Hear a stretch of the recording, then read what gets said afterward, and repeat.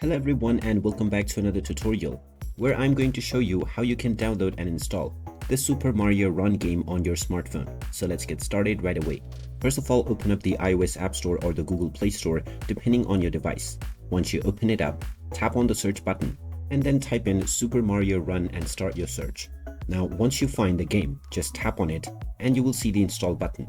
Tap on the install button, which will now begin the download and installation of the Super Mario Run game on your device.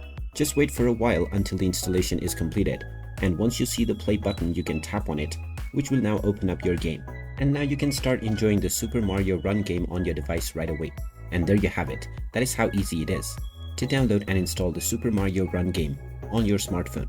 If you find this video helpful, don't forget to hit that like button and subscribe to our channel for more useful tips and tutorials. Thanks for watching, and I will see you again in the next one.